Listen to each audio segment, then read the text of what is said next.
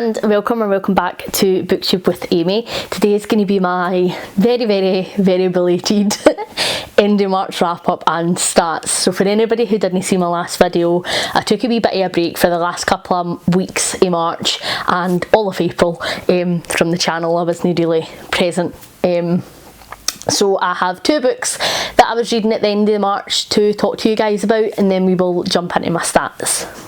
So I actually started reading two books for a Try That Trope video, which I just ended up never filming, but I was enjoying one of the books, so I decided I was just going to read them and talk to you about them in a wrap up. So I picked up The Merciless by Danielle Vega and The Burning Girls by CJ Tudor, and my trope that I was trying to see if I liked it or not was exorcisms, so very cheery books. We'll start with The Burning Girls by CJ Tudor. So unfortunately, I ended up DNFing this one. So CJ Tudor is more a thriller writer than a horror writer, to be honest, but Simon has read a couple of her books and really enjoyed them, and this one sounded like it had maybe a horror-y slant, like a horror-y storyline, so I was interested to see if I would enjoy it or not. It's been on my list for a couple of years and I managed to pick up second hand at some juncture, so I decided that I was going to give it a go, but unfortunately it just didn't work for me. Premise of the story is we've got a Reverend Jack Brooks, and she and her teenage daughter essentially get restationed or reassigned, I don't really know what the technical churchy word is, and she gets sent to a new town to essentially be their vicar, and something has happened to the previous vicar and there are sort of ghosty sightings around the town, but nobody is very forthcoming with any information, and her and her daughter have both seen a couple of apparitions and she is really trying to get to the bottom of what was going on. Now the premise of that does sound really good and probably something that I would enjoy. I believe the exorcism element comes into it because the ghosts that are haunting people were girls who were exorcised back in the day, but I didn't get that far into it. It was written very much like a thriller, and I'm not a big thriller reader.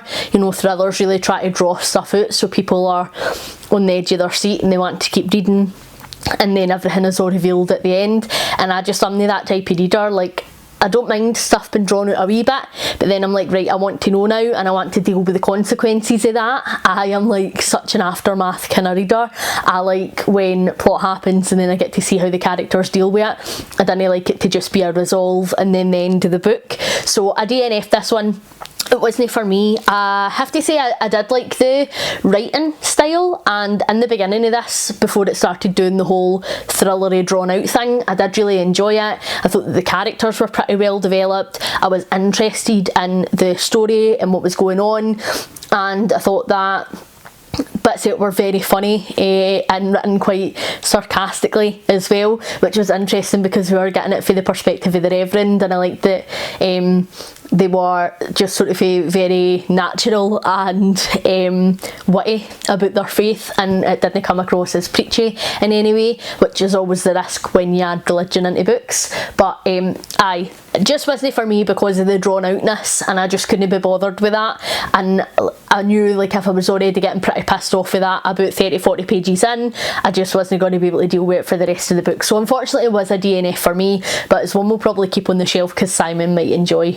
I then read The Merciless by Danielle Vega. This is one I seriously need to finish this challenge for the year. This is a 4-book series that I've had on my shelf only since last year, to be honest, but it's not often that you get a horror series, and I obviously really love horror, and I feel like it's been quite light and fluffy on my channel for a wee while. I've been reading quite a lot of cosy mysteries, and now I'm approaching like my horror era, so I decided that I was going to pick this one up. And I actually really enjoyed this. So the premise of this is we've got our new girl Sophia, and her mum is in the military, so they move around quite a lot, and she moves to this new school. I think it's in Texas. I think it was set in Texas. In my head it was set in Texas.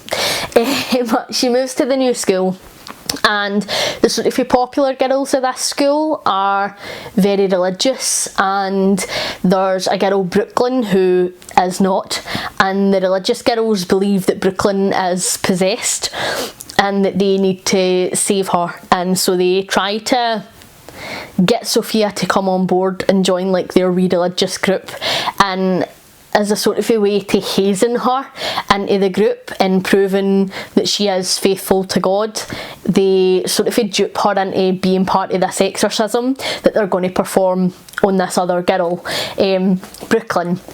And I really enjoyed this.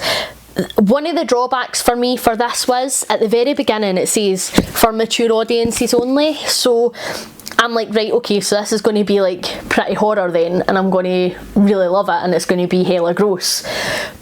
But then there was a lot of this that felt like it was very YA.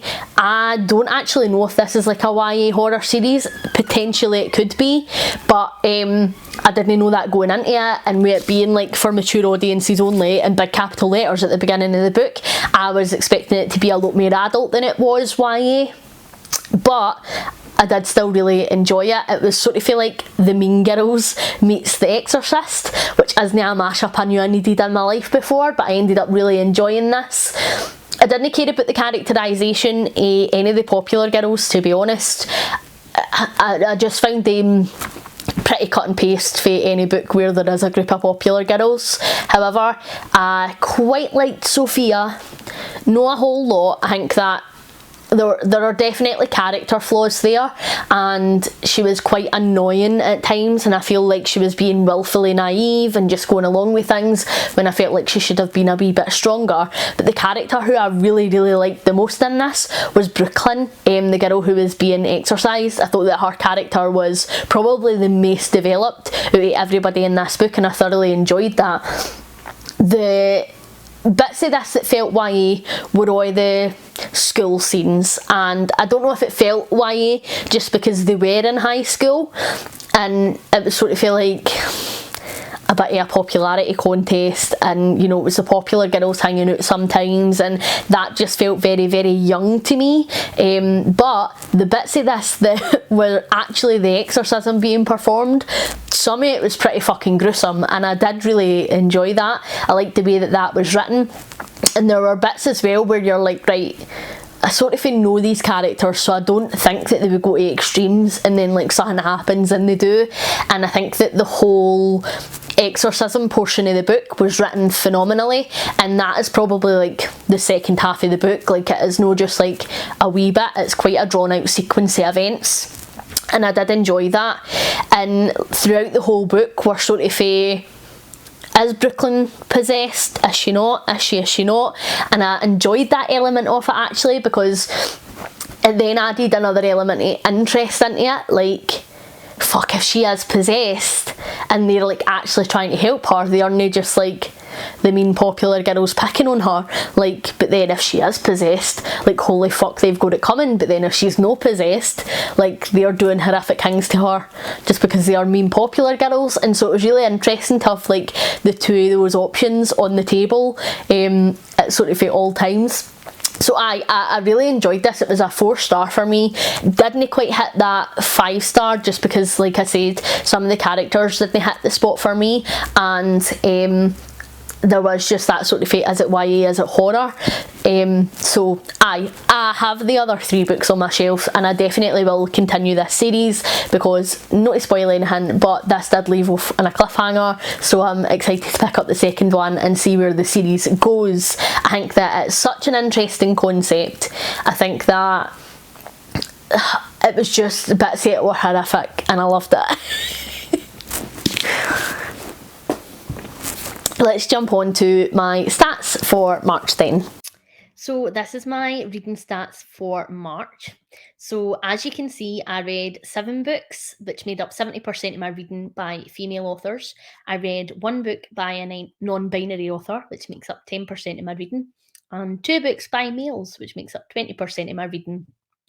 All of my reading in March were white authors, which is pretty poor considering I made a commitment that I wanted to read more books by BAME authors, so that is poor. No a single Scottish author in there either, even though I committed to reading 12 books by Scottish authors this year. I said I wanted to read 15 BAME and 12 Scottish. Terrible. Queer, 4 books that I read were not queer, and that made up 40% of my reading, versus the 6 books that were queer, which made up 60% of my reading. So then if we swap over to the books that I was reading, I read mainly cosy mysteries. I read 5 cosy mysteries in March, 2 graphic novels, 1 horror novel, 1 middle grade, and 1 thriller. So in terms of my series versus standalone split, I read 8 books that were part of a series, which made up 80% of my reading, and 2 books that were a standalone, which made up 20% of my reading. Really happy with that breakdown, because I'm obviously trying to focus more on my series books than I am standalones, so really happy with that one. So if we jump into my ratings then, we can see how I rated everything. So all the white authors that I read, the overall average rating was 4.8. The male authors that I read rated 5, the non-binary author that I read rated 5, and my female authors rated 4.71. Typically my male authors tend to rank a wee bit lower, so I'm surprised that they're sitting at the 5 stars. And then in terms of my queer split, the books that I read that were queer rated 5 stars on average. The books that I read that were not queer rated 4.5, which is a trend at this point in my stats. That's something that I am recognising. In terms of my standalone versus series split, my standalone books rated 5 and my series books rated 4.75, which I'm surprised at. That's normally the other way around. In terms of my genre split, my graphic novels rated 5, middle grade rated 5, thriller rated 5, cozy mystery rated 4.8. That was Charlene Harris bringing the side down. And then my horror rated 4. Let's see about my DNFs then. So I DNF'd 2 books. Both of those were by white authors, both of those were by female authors, and both of those books were non-queer. One was a series and one was a standalone. One was a crime thriller and one was a YA fantasy, so pretty different. In terms of my page count, I'm filming this a wee bit late, so month to date hasn't updated because we are currently in April, but it would be my last month's stats that you'd be looking at. So in the month of March, I read 2,554 pages, which isn't too bad considering I really hit a slump and I didn't read as much as I planned to in March, which made my average page count 255.4 per book that I read, which actually isn't too bad. I've had no impact at all on my top 10 longest books for the month of March, but that is all right. So that means that my year-to-date figure is 9,878 pages read, bringing my average book to 308.6 pages per book, which isn't too bad at all. Thank you very much for watching. Hopefully you're enjoying everything that you're reading at the moment. Please like and subscribe if you haven't already, and I will catch you in the next one. Bye!